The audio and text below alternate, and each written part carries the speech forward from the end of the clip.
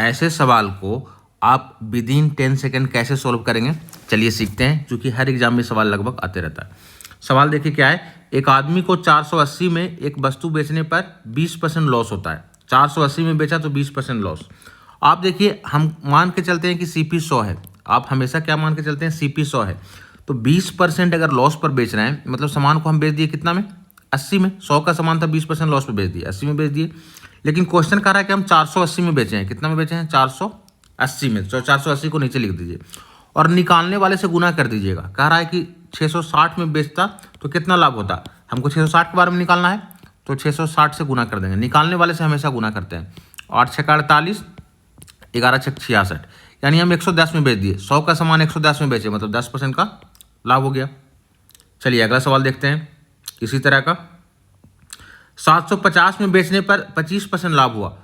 अगर वस्तु का CP 100 मान लेते हैं तो 25% लाभ पर कितना में बेचेंगे, 125 में।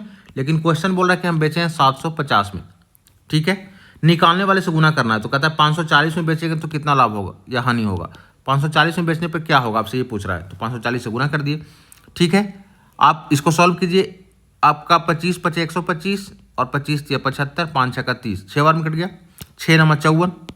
आप देखिए यहाँ पे 100 का सामान आप 90 में बेच दिए, मतलब 10% का लॉस हो गया। चलिए एक सवाल और देख लेते हैं। आप 720 में बेचने पर आपको 20% लाभ हो रहा है। 20% लाभ पर हम कितना में बेचेंगे वस्तु को, 120 में, ठीक है। लेकिन बेच रहे हैं कितना में, 720 में। निकालने वाले से गुना, निकालना है क्या कि 510 में बेचेंगे तो कितना प्रॉफिट या लॉस होगा। 12 छक्क 72, 6 से काटेंगे, 6 से 6 8 48, 3 0 6 25 30, यानी हम 85 में बेच दिए। तो 100 का सामान 85 में बेचे, मतलब 15% का क्या हो जाएगा, लॉस हो जाएगा। यदि आप बात समझ गए तो इस सवाल का जवाब आपको कमेंट बॉक्स में देना है। साथ ही साथ इस सवाल का जवाब भी आपको कमेंट बॉक्स में देना है। और अब देखिए कि आप इस सवाल को 10 सेकंड में सोल्व कर पा रहे हैं कि नहीं कर पा रहे हैं।